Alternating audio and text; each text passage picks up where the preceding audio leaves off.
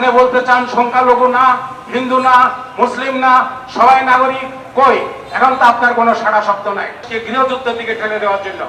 আমরা বলতে চাই বাংলাদেশের হিন্দুরা সংখ্যালঘু না, তারা এদেশের নাগরিক।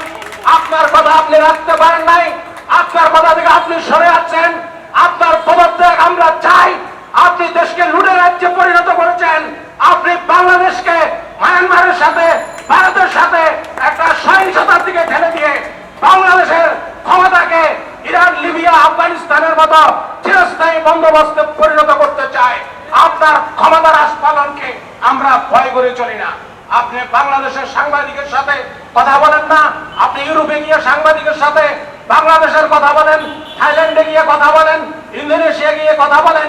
আপনার এখানে কথা বলতে কি লজ্জা লাগে? আপনি কি এই দেশের নাগরিক না? আপনি কি এই দেশের মানুষ না? হিন্দুরা কি এই দেশের মানুষ না? হিন্দুরা কি ট্যাক্স দেয় না?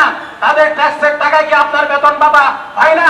আপনি নির্লজ্জের মতো মিথ্যাচার করে গেছেন।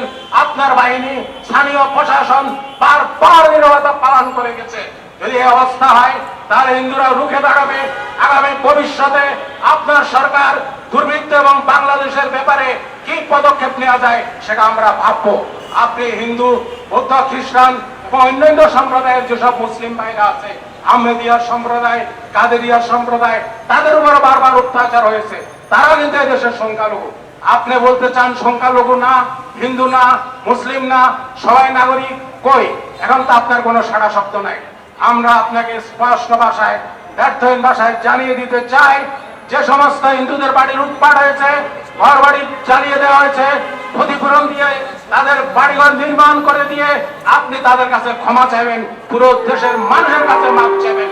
তা না হলে ক্ষতিপূরণ দিয়ে আপনি তাদেরকে পুনর্বাসনের যদি ব্যবস্থা না করেন তাহলে আগামীতে দেশে আগুন জ্বলে যাবে। আপনাকে সাবধান করে দিলাম আমরা আজকের জনসভাতে। আমি আর বেশি কিছু বলতে চাই না। আমি চাই দেশে আইনের শাসন। দেশে লুটপাট, ব্যাংক লুট, শেয়ার বাজার লুট, এটা এখনো অব্যাহত আছে। আপনি কি রাজনীতি শুরু করছেন? আপনার কথা মানুষ বুঝে না। আপনি কি কথা বলতে চান? আপনি ভাষাহীন ভাষায় চোখের চাউনিতে কথা বলেন। চোখের চাউনিতে কথা দিয়ে রাজনীতি চলে না, দেশ চলে না। দেশ কোনো এনজিও না, দেশ কোনো ক্লাব না, দেশ কোনো সংগঠন না। দেশ 18-19 কোটি মানুষের ভাগ্যের নিয়ন্ত্রক হলো রাষ্ট্রীয় ব্যবস্থাপনা।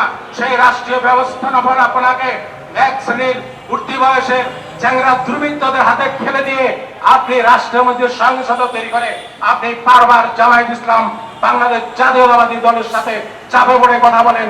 বাংলার বিভিন্ন ধরনের সামাজিক, রাজনৈতিক আরো যেসব সংগঠন আছে আপনি তাদেরকে পাত্তাই দেন না, তাদেরকে মূল্যায়ন করেন না।